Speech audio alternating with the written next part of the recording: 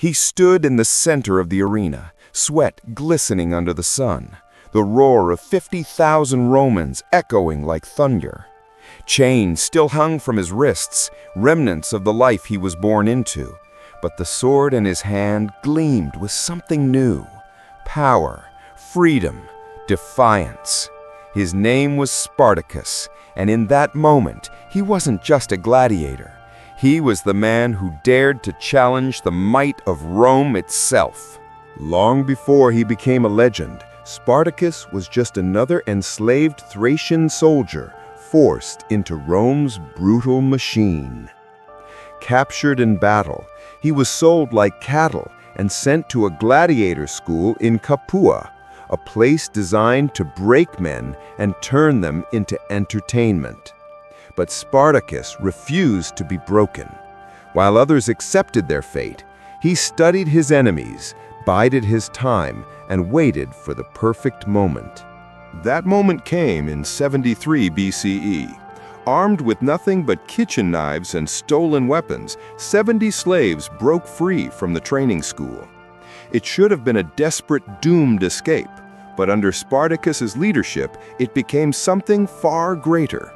What began as a handful of fugitives swelled into an army of over 70,000 men and women, slaves, shepherds, deserters, anyone who had ever felt the iron grip of Roman chains.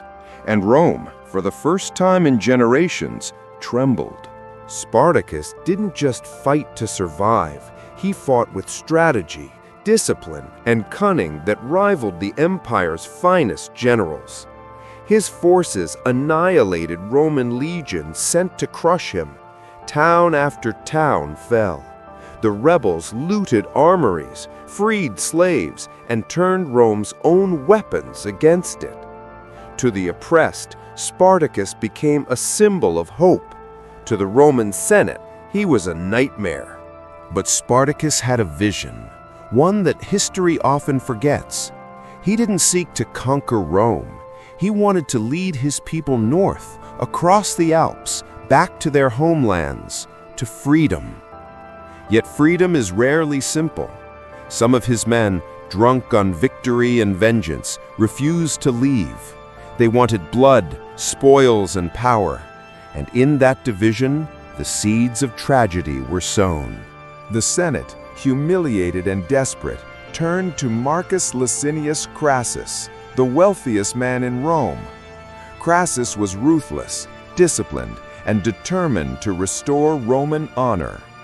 He trained his legions with iron discipline, even reviving the ancient punishment of decimation, executing one in every 10 men who fled battle.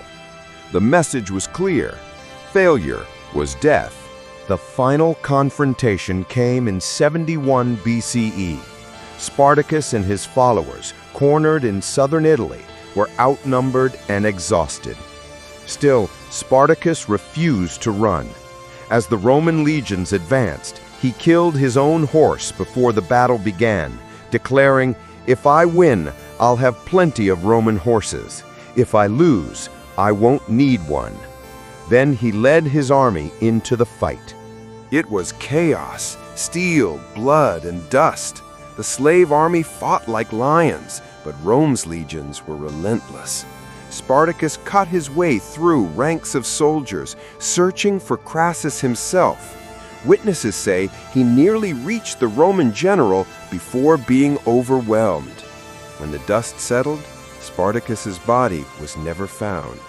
In the aftermath, 6,000 captured rebels were crucified along the Appian Way, their bodies lining the road from Capua to Rome, a grim reminder of what happened to those who defied the empire. But the story didn't end there. Rome may have won the battle, but Spartacus won something far more enduring. His rebellion became a legend whispered through centuries, a tale of courage, defiance, and the eternal human yearning for freedom.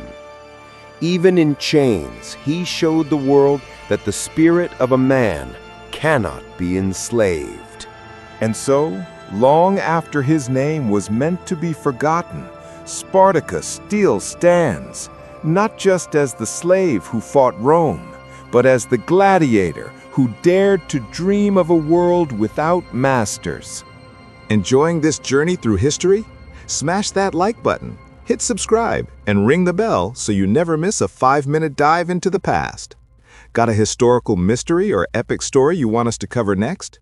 Drop it in the comments. Your idea could be our next episode on History in 5.